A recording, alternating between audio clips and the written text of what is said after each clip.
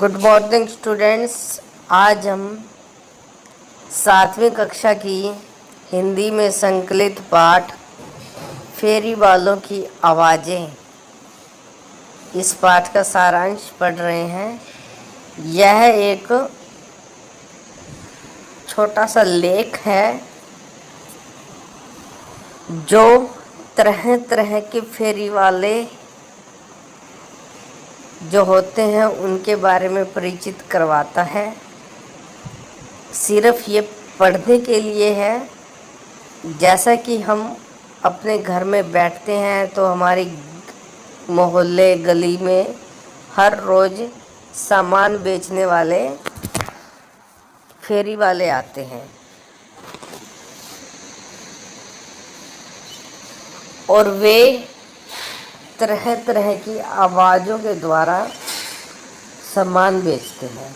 आजकल तो digital system हो गया है कि कोई अचार बेचने आ रहा है, कोई प्याज बेचने आ रहा है, कोई कुल्फ़ी बेचने आता है और कोई सब्जियां बेचने आ रहा है। तो सबके पास लाउड स्पीकर और एक रिकॉर्डिंग होती है जिसे वह चलाकर बेचते हैं। तो पहले क्या होता था कि साइकिलों पर या रेहड़ी ठेलों पर सामान बेचने आते थे और उनके पास इलेक्ट्रॉनिक सिस्टम वगैरह नहीं होता था।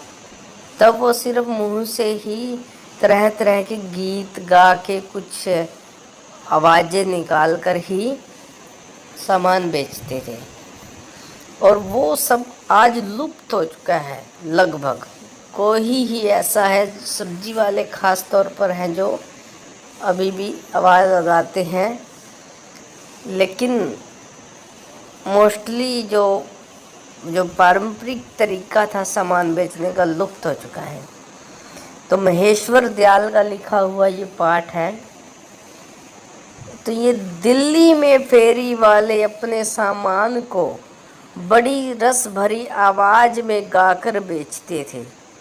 उनके लिए किसी साहित्यकार ने कहा भी है, बाजारों कूचों में फेरी वालों की आवाज़ें सुनकर ऐसा लगता है जैसे इस्फहान के शायर चौक में गज़ल पढ़ रहे थे। दिल्ली के निवासियों के लिए यह प्रसिद्ध है कि चाहे पढ़े लिखे हो या नहीं, परंतु उनमें कलापूर्ण रुचि और संवेदनशीलता की समझ है।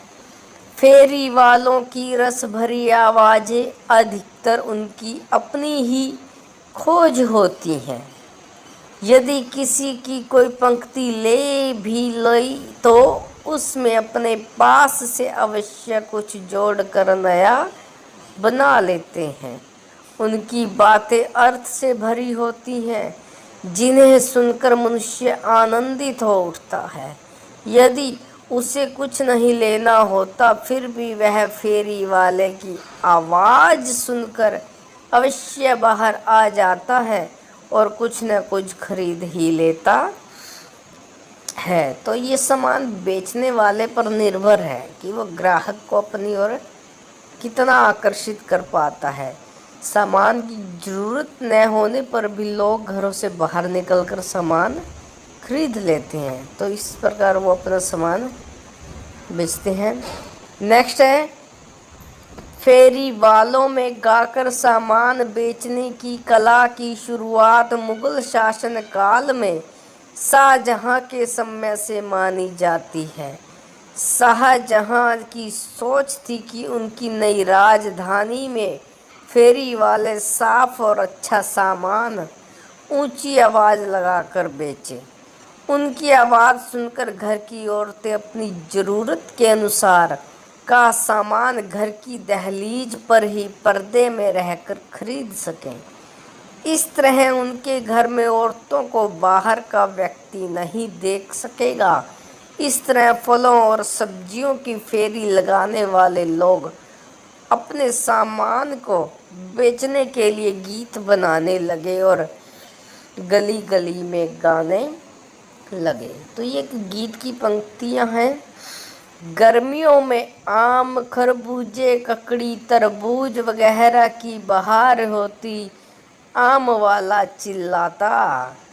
केराने का लड्डुआ, सरौली की बहार, लड्डू है पाल के लड्डू, बासी परांठे के संग खा लो, रस के घड़े हैं ये चूसने वाले। नेक्स्ट है, खरबूजे वाला लहक लहक कर गाता और सबसे बाजी ले जाता। नन्हे के अब्बा चक्कू लाना, चख के लेना, सच्ची कहना फीके या मीठे। बीच में कोई शक्कर कंद वाला बोल उठता, बिन कढ़ाई का हलवा शक्कर कंदी।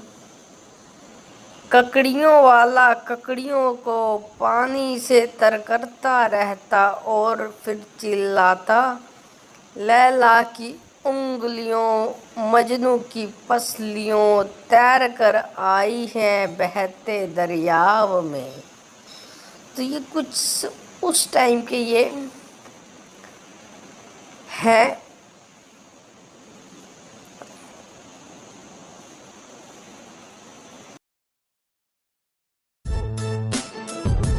Powered by PK Star 007. Powered by PK Star 007.